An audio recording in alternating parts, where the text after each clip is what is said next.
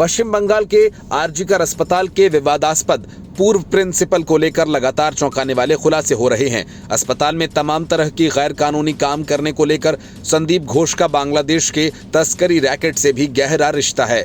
संदीप घोष को लेकर medical college के पूर्व डिप्टी सुपरिटेंडेंट अख्तर अली ने दावा किया कि संदीप घोष तो अस्पताल से बायोमेडिकल वेस्ट और मेडिकल सप्लाई की तस्करी बांग्लादेश में भी करते थे।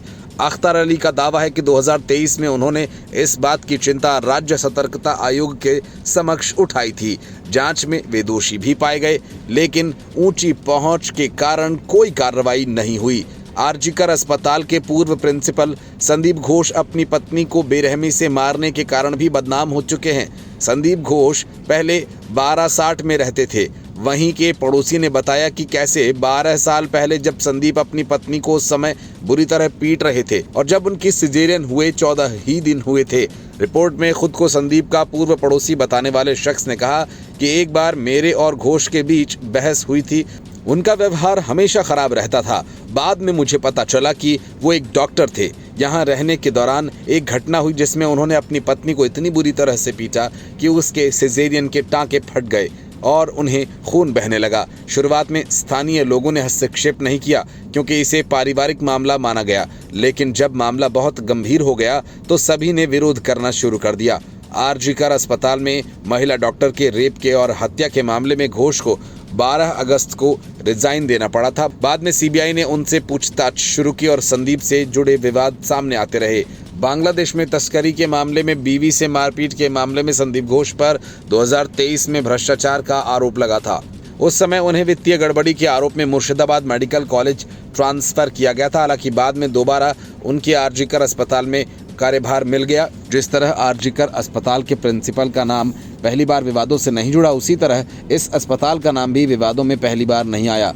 कहा जा रहा है कि इस अस्पताल में पहले भी रहस्यमयी मौतें हुई हैं।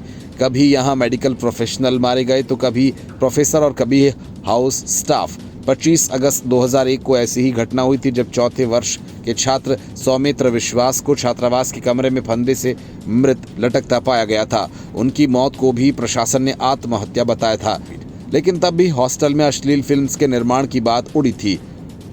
अरोमिता दास और अमित बाला नामक उनके 2 सहपाठियों की गिरफ्तारी के बावजूद ये मामला अनसुलझा रहा। 5 फरवरी 2003 को अरिजीत दत्ता नामक हाउस स्टाफ ने आत्महत्या की थी। बताया गया कि उसने पहले खुद को हाथ में एनेस्थीसिया का इंजेक्शन दिया और फिर कलाई की नस काट ली और फिर छत से कूद गया।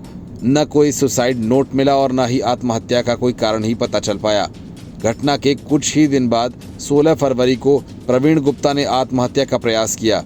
हरियाणा के प्रवीण मानिकतला स्थित लाल मोहन हॉस्टल में रहते थे। उन्होंने अपने दोनों कलाई की नस काटने का प्रयास किया था। प्रवीण के पिता ने बेटे के किसी बात से परेशान होने की बात कही थी। वहीं पुलिस ने इसे प्रेम प्रसंग बताकर कहा कि उसने अपनी प्रेमिका को सुसाइड नोट भेजा था। Bureau report, news of India.